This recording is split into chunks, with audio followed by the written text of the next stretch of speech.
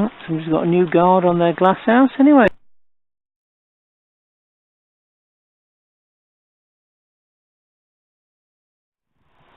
And now time for some petroleum jelly at the allotments.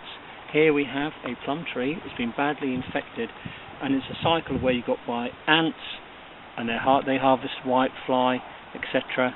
And also wasps are loving these leaves. If you see the little holes in the leaves up there, over here.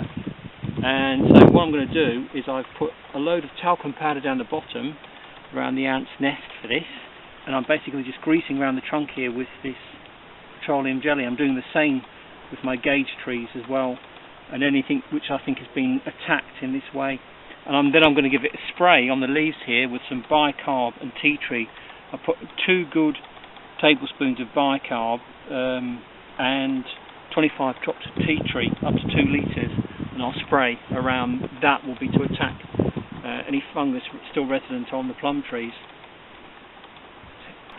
This I've discovered on my sweet corn Seville.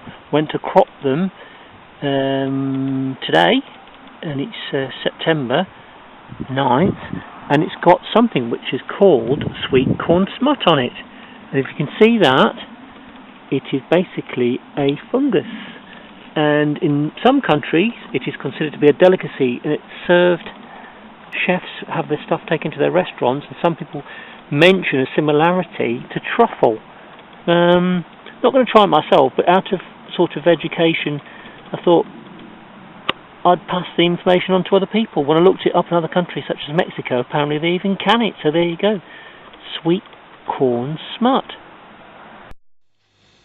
Apparently the existence of this sweet corn smut, this fungus, which people liken to like a truffle in taste, is due to too much in the way of humidity and too high nitrogen levels.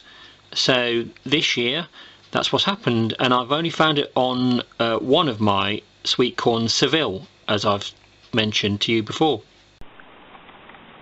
Some of you might remember Runty from the Great Cabbage Fairly competition. Wow, he's making a comeback. He's got a little slug attacking on one side, but he's not giving up.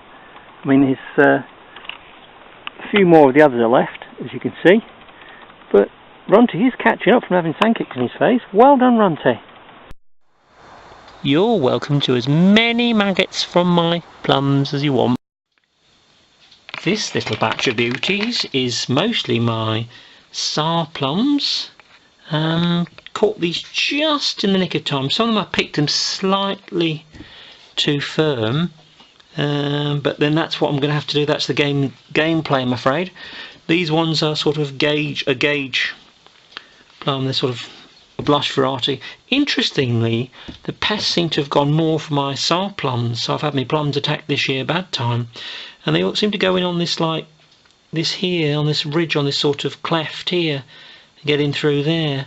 But I'm washing them now, patting them dry with a bit of paper towel in, and examine them further. The worst ones, the ones that have gone totally mouldy, they have been turfed out for the slugs outside.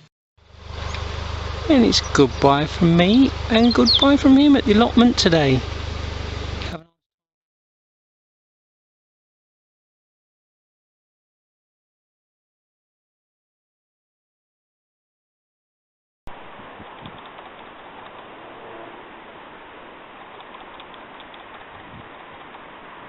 Just seen this when we got down to the allotment, flying above neighbours, and then he's landed.